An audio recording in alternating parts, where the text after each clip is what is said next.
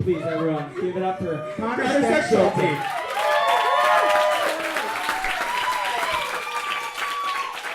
I'm gonna read two comics tonight.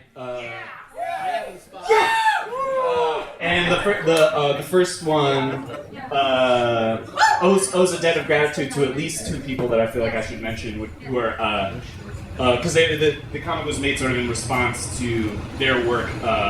One is Rebecca Nakaba and her video Muscles of the Pacific Northwest, and the other person is Lisa Stone, whose class I took, and the material you'll see is sort of from that class. So the first one's called Tintry, and then there's another one too. Yeah. Thank you so much. Thanks everybody.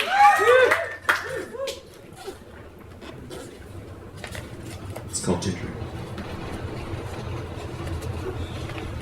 I don't want you to worry about any of this. Once, in Woodstock, New York, Clarence Schmidt built a sprawling structure 7 stories tall. He built it room by room on the back of Ohio Mountain out of local bluestone, mirrors, roofing tar, field surgery models, and tree branches wrapped in aluminum foil. Until one day in 1968, it caught fire in an electrical storm and burned for days. Schmidt said it was the most beautiful thing he'd ever seen. He immediately began a new project, which also caught fire 4 years later. Schmidt was burned in the fire, forcing him to live out his days in nursing homes.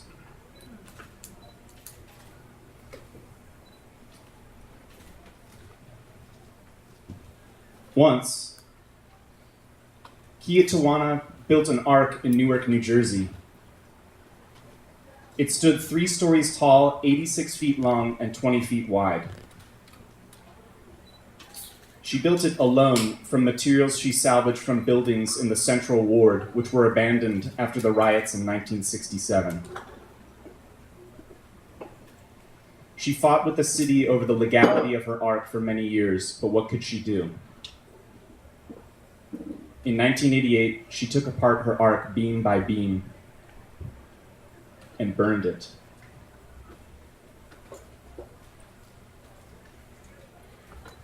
I'd like to buy some elements. What kind of elements do you want? Earth elements. What do you want to do with the elements?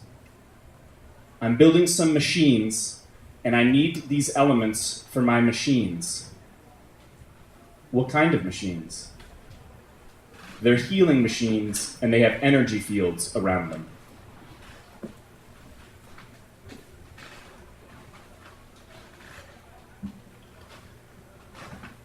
Once, Jim Schneider, while working as a steeplejack, fell from the roof of the theater, crushing part of his skull. Unable to work or drive, Jim began building his home boat on the lakefront of Sheboygan. He decorated his boat with mirrors and wove a long fence out of flotsam and jetsam. He didn't own or pay rent on the property. So one day in 1979, the city came and bulldozed down his work.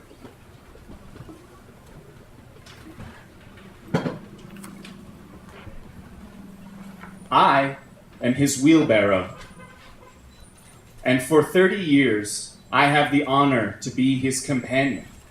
I am the faithful companion of the clever worker, who every day in the country was looking for his quota. Your palace, built out of a dream, we, your tools and companions, witnessed your hard work. And from century to century, we'll tell the tale to new generations. You alone built this temple of marvels.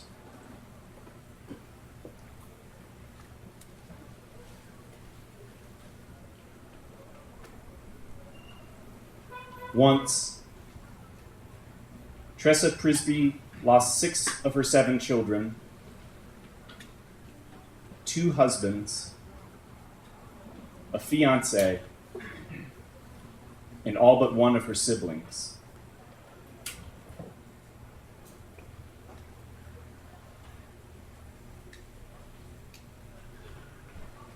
So,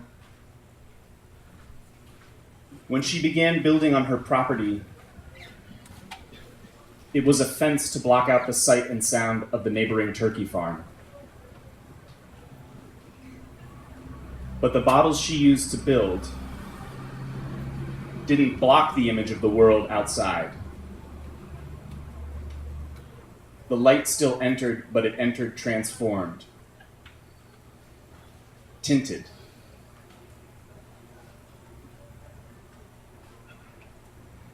Agnes Martin said,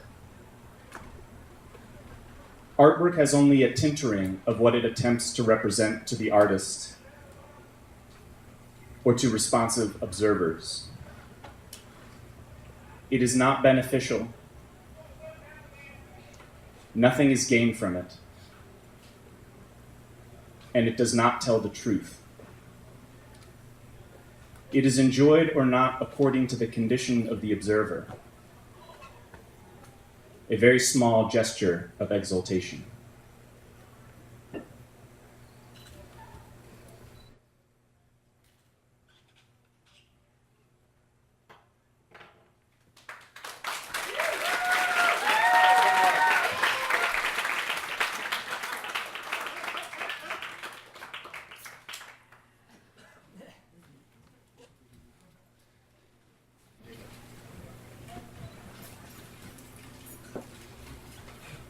Might have to adjust the volume on the laptop.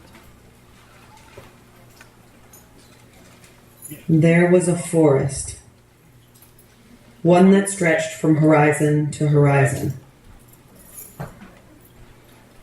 A man was among those charged with keeping watch on this forest. He lived in a watchtower.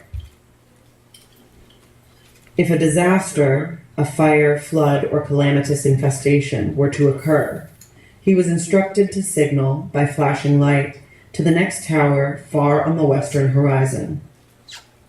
This tower would signal to the next tower, then on to the next tower, and so on in relay, all the way to the command center, which would dispatch the needed help and supplies. This man was furthest out on the chain of towers, and after months of boredom, he began to question many things about his position.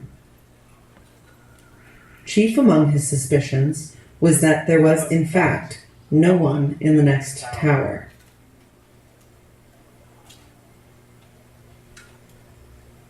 So one day, after reassuring himself that no fires burned in his vicinity, he set off in the direction of the next tower.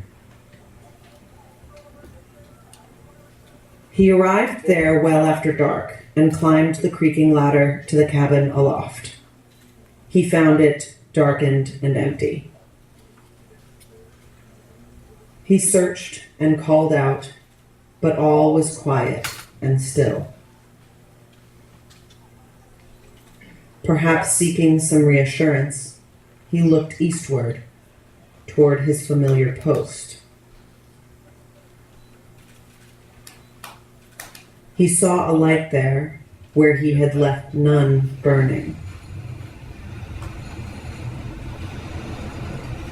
Taking up his spyglass, he looked again at his lighted cabin.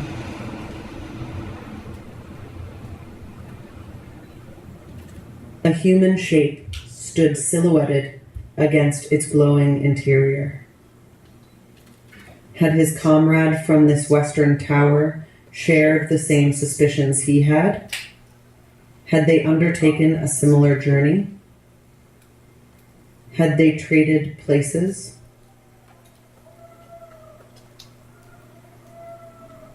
Searching the cabin, he found a lantern to light so that he himself would be silhouetted. He hoped his darkened likeness would bring a measure of comfort to his distant comrade, as had his comrade's image for him.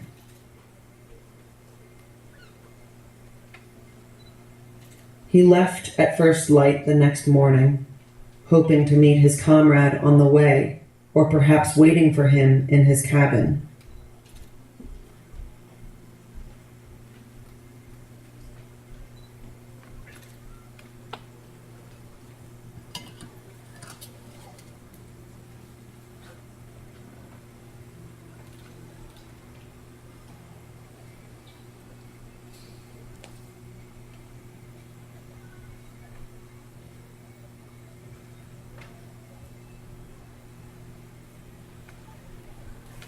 But the forest was empty of humans, as was his cabin when he arrived at sundown. He looked to the western cabin, but the setting sun made it so he could not see if anyone dwelt within. Exhausted from his 2 days of travel, he fell into a deep sleep. He dreamt of a fire approaching his tower from the west.